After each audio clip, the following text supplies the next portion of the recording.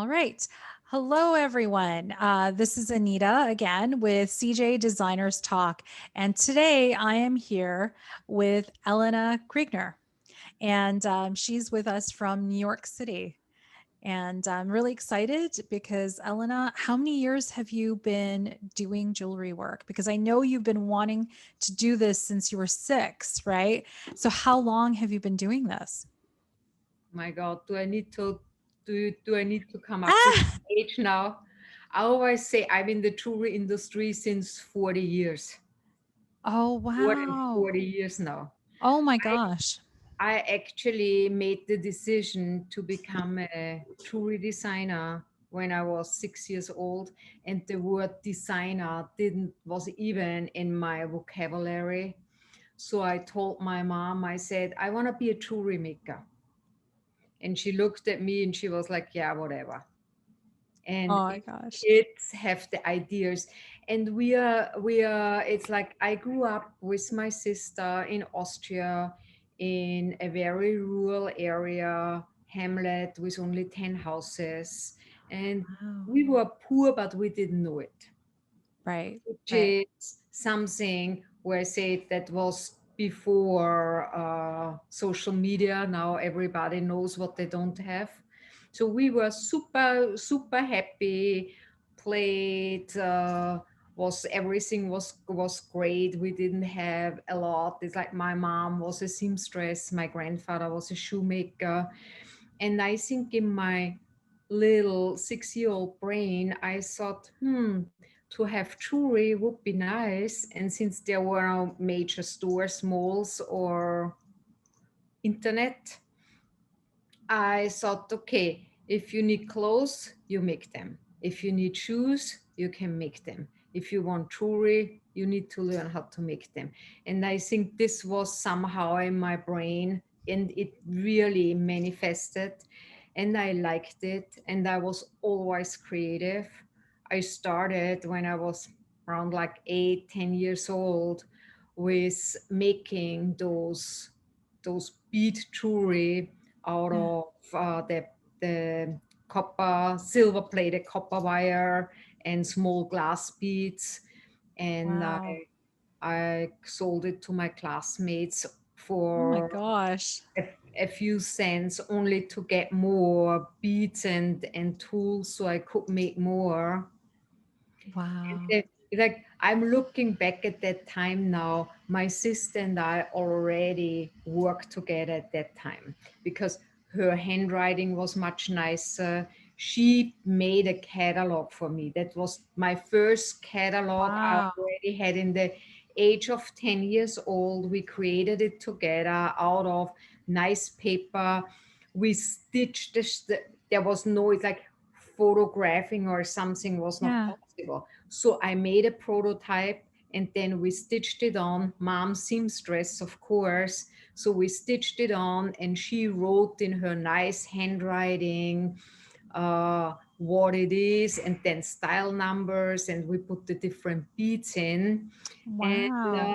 this was if somebody said, oh, I want to have earrings. We said, okay, pick the beads, pick the style, pick this, and then I made it.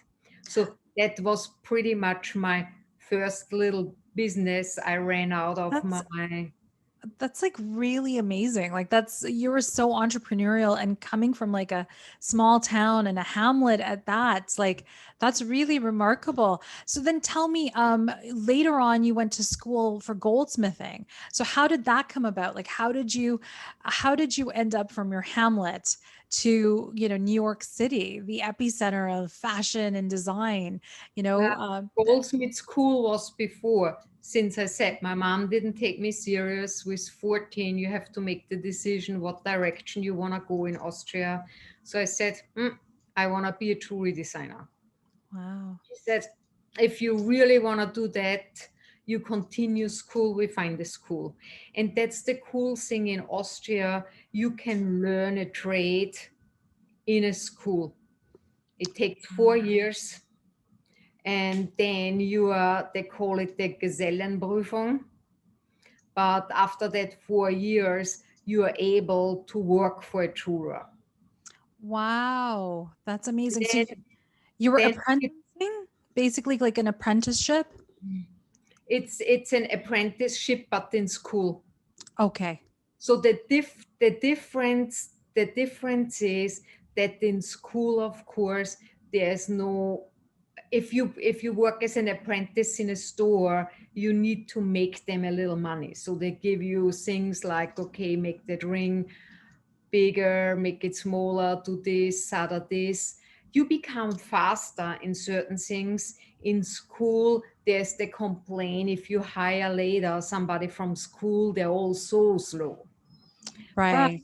we could be creative, and we really learned learned the craftsmanship. So we had to do everything. We had to make locks. I even had to hand make a spring ring, Wow. just Wow. because our teacher said you have to learn that. Uh, if you ever need to repair one, like whoever would repair a spring ring, if Hmm. you ever need to repair one, you need to know what it is, which of course now comes in very handy, because if I design something, I can make the first prototype. Yeah, and you know the whole entire process behind that, which is really remarkable. So tell me a little bit more. So you apprenticed somewhere, then I'm assuming at this young age, and then what happened after that? Then you went to goldsmithing school after, Well, or no, it's like I went to goldsmith school for 6 years, from 14 to 20 actually. wow, Then I said, oh, I'm so creative. I have so many ideas. I better start my own business. wow, I've I've never worked for anybody. that's amazing. We had to do a 2 week apprenticeship in Yeah. school, at the company, but I never. So I started my own company out of my mom's house, back in the little hamlet where we grew up. And everybody said, you're crazy, you can't do that. It's like, who out there will buy your stuff? And of Yeah. course it was like bigger things, more creative, not the common. And I was like, I see. So I slowly, in 14 years, built up a client base who really appreciated handmade jewelry, and they came from all over. I even had, it's like, I had a client from Germany. She came with her family, 2 kids and husband. They came every year. They stayed a whole weekend with me, and she ordered her jewelry with me. Wow. And so how did you go about this? Like when you were in your hamlet, right? It's a small area. How did you advertise or, expand your business and get international clients even? What did you have to do for that? Word of mouth. Word It's of just mouth.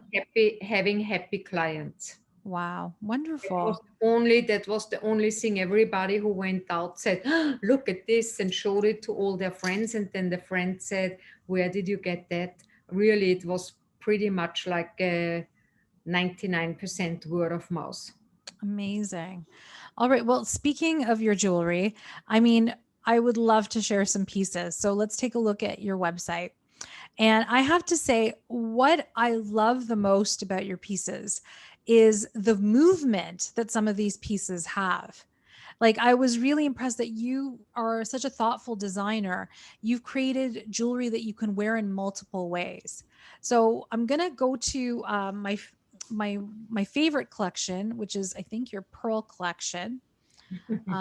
Let's see. I love this because you can wear the pieces multiple ways. And I'm going to share the video that you have.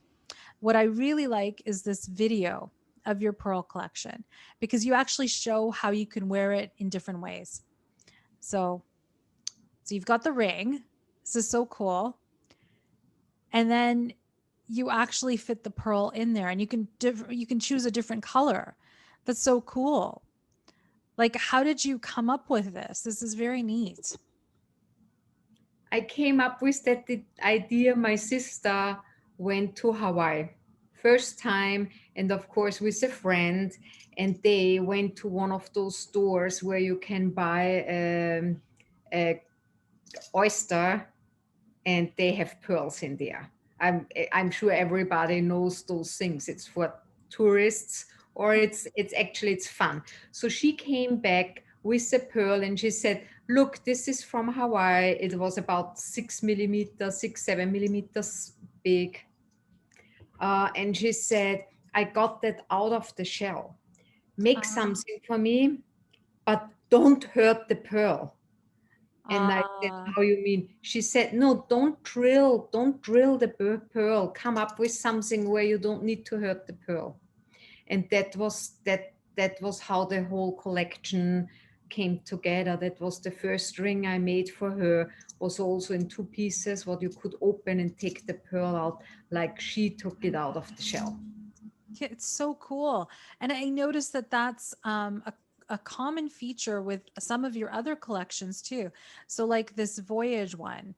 And I love the fact that you've done these videos because it shows you the true versatility of your pieces. Like that piece there can be worn as a pendant as well. And then you can switch that pendant up with another piece and put it on the ring. Like that's so brilliant. Like I think that if you're going to invest so much in a nice piece of jewelry, um, you should be able to wear it in many ways. And I like this a lot. It's really neat. I mean, was that your intention behind these pieces to create something versatile? Yes, it was. And it came out of two ideas. One was working with stores. They always say it's a nightmare with the ring sizes. What ring size should you buy, which collection? And you have to have every ring in what, like from size 6 or size 5.5 to size 8. And I said there must be a way that you have a ring where different pieces fit on. And that's like, now you have the centerpiece, and you can put every size ring on it, like I showed before. That's a very Right. simple jump ring. And you can have it from a size 4 to a size 11.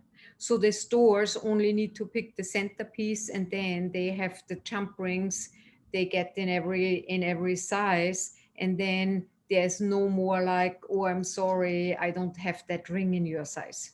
Oh, that's brilliant. So you just have to switch Even, out the band. and also, when you speak about consumers, Yeah. sometimes we all know that our fingers in summertime Yeah.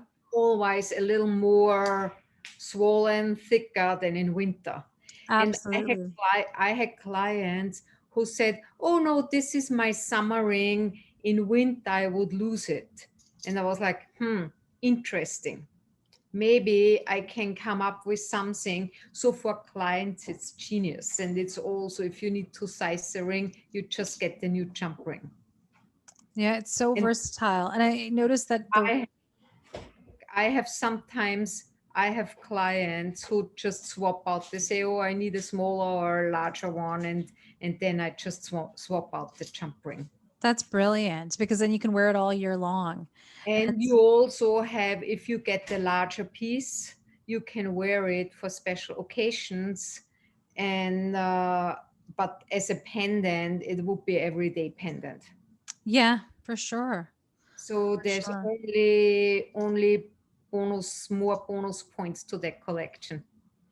And so have you always made jewelry that's like with the idea of making it so it's movable, that you can use it so it's versatile? Has that always been your intention? And where did you get that idea from to make it so versatile and almost architectural in design, right? Like the pieces really have to fit. How did you come up with this? Um, that I think it came up when I first started my own company in Austria, in my little hamlet in the house of my mom. My first clients, of course, were my friends.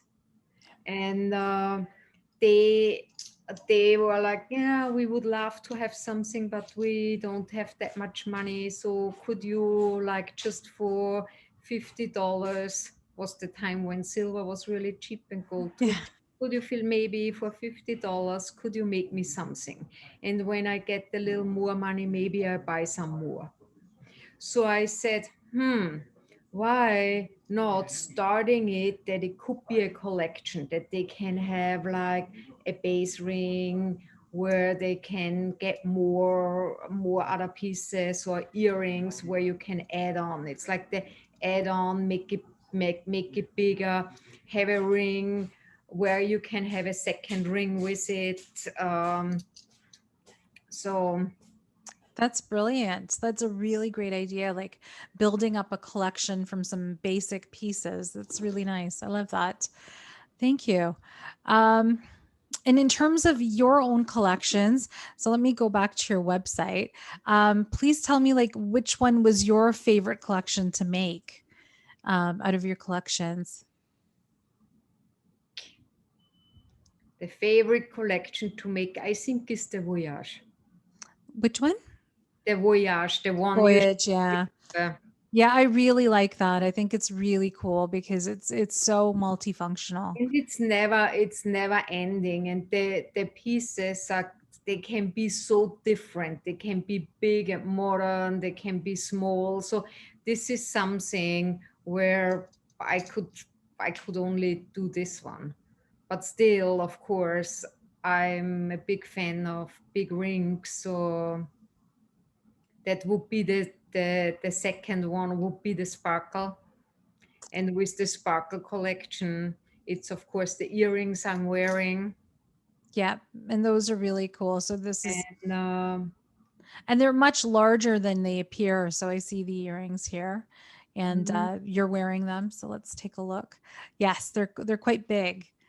They're really nice. It's funny, if I'm in a room full of people and somebody takes a picture, they really pop out. Wow, nice, nice. And of course, it's like those rings, Oh, and beautiful. they are, it's like the bigger ones, they are all one of a kind. I make them, I pick the Mhm. stone. Like in this one, the Yeah. stone, you see, it moves, and the Yeah. ring is designed the way that it really floats on your hand, and It's so the cool. stone looks at the person wearing it. What stone is that? It's a smoky quartz, It's beautiful. That's a really nice piece. I love very it. light one, almost green amethyst. It has a hint of green in Yeah. it. Beautiful. I love it. And the bracelets on your hand, are those yours as well? They are mine as well. That's a Yeah. different line, and that's actually something I just started recently Yeah. with my sister. Since she's the graphic designer, I tried to drag her more into also jewelry. Yeah. But she actually came up with the name. So as you see, it's a collectible Oh, right. unisex Yeah. bracelet pieces. Very It's very nice. hard to see. Yeah. And we had the name first. The name is Signifiband. Okay. So It's a like, wordplay from significant. yeah. And then my sister talked me into it. She said, that's such a cool name. Why don't you design a bracelet? And I was first rolling my eyes. I was like, yeah, yes, the world needs another bracelet. And she said, no, collectible bracelet. And Yeah. it was the time when a lot of stores were complaining that Pandora kicked them out. And everybody said, we need a new Pandora. Yeah. Yeah. And I said, and she said, come on, come up with something just better designed in your style, just a cool design like you do it. Uh, Yeah.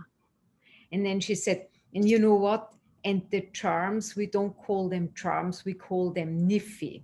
So it Okay. comes from significant. So it's the Yeah. real word. And then she designed a really nice logo for it. And maybe, Herta, yeah, can you bring me a box? I And and think it's on your website too. The significant it has a bracelets. separate be that you Uh, probably not. I on your, tried the Signifiband website, but if you switch back to camera, I can show it to you. okay.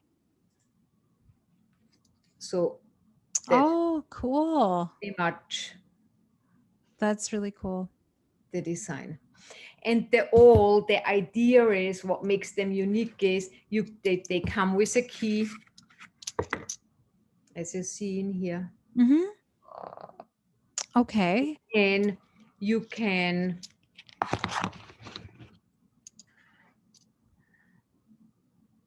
pin in here, Yeah. they open up. So they have That a is so hinge. cool. So you can have them on any bracelet. It's like a silver cuff, leather band. This is the mesh bands. That's the silicone bands. Yeah. But you could also have them in a buttonhole on your shoelaces. Oh, yeah. You could put them in your hair because they open up and then clip on. That's so clever. And you came up with that model yourself, eh? Yeah. Yeah, that's really cool. So like I love the fact that your pieces are movable like that. That's very like I think it takes a lot of skill to get to that level where you can make movable parts. I think it goes back to you learning how to do a spring ring from scratch, you know? It goes back to that. It's really cool. It's having the movement in the pieces is also if you know how they are made, if you know your materials, if you know what metal can do or can't do, and then probably it's the mind, the design, creativity. Yes, for sure. I think all of that. So switching gears a little bit. So, what do you think are going to be some design trends that are going to happen post pandemic? Like, I think a lot of designers have been debating, do you think people are going to go out and be more glamorous? Or do you think we're going to continue this casual kind of look? I think both. I think that people they continue that, and we see it in New York. When you walk on New York streets, you see people in their pajamas walking around. I said, okay, but then now you see a lot of people being really dressed up. Yeah. Went to an event the other day. It's like, and I was like, wow, I was so excited. And I looked through my closet and I was like, I haven't worn this since a year and I haven't worn that since a year. So it's pretty much, I think that girls always like to dress up and Yeah. guys also do. Yeah. So that's something I think that jewelry is gonna become bigger and people want to show off. I agree with you. I think people are going to want to take it up a notch because I think all of us are getting a little bit, we're still in lockdown in Toronto. So I think we're all getting a little bit stir crazy and we're ready to like celebrate and party and interact and, show off, like you said, like celebrate.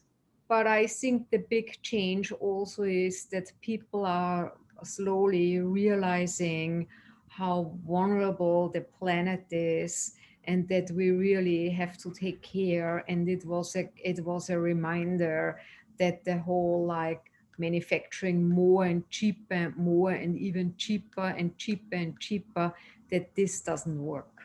Yeah, and I hope that people are more focused on, things that last, that are sustainable. I hope that because we are all thinking about a lot of things because we're sitting at home. You're alone with your thoughts. You have to think about these things. So I think that's a very good point. Yeah. You want to have like one nice pair of earrings, or you want to Yeah. have a nice ring and not like some small 5 rings or so. So where you say, okay, this is the ring and I got it for that occasion and I like to wear it and I like to talk about it. Yeah, I agree. I agree. That's so true. And Yeah, this has been really fun. I do have one last question for you. So, what words of advice? I mean, you've been in this industry for, since a long time, and you've come with so much knowledge. And I was wondering, what advice would you have for a young person or somebody who's just starting out in this industry? What would you say to them? One thing, it's like one of the most important things is ask yourself if you are creative and a good designer. If you're just a good designer and you are not creative and not an inventor, then don't start your own business. That's one thing. The other thing, if you go in the industry, you want to work in the industry, uh, try to go to courses and figure out as much as you can to find your niche, and then really try, if you want to if you want to become a designer, also do some courses on the bench making things, because then you will realize what's possible, even what you never thought that's possible. That's so true. And I think your jewelry is a testament to that because there's so many components. So definitely, like you've thought that through. This has been lovely. Really want to thank you so much for your time. And I wanted to ask you, so how do people find you? I guess they can go to your website, elenakriegner.com, but they can also find you on social media. And I think your handles are Elena Kriegner. Yeah, Yeah. I'm luckily the only Elena Kriegner. Oh, So if you put my name in, you're gonna find me. And if perfect. somebody wants something special made, they can contact me directly, and we can talk about it, email, text, set up a video call. So Fantastic. And I'm Anita again, and you can find me at the handle Jewels Forever CA, and all of that information will be down below. So thank you again so much for your time. And yeah, I look forward to meeting you in real life one day. Thank you.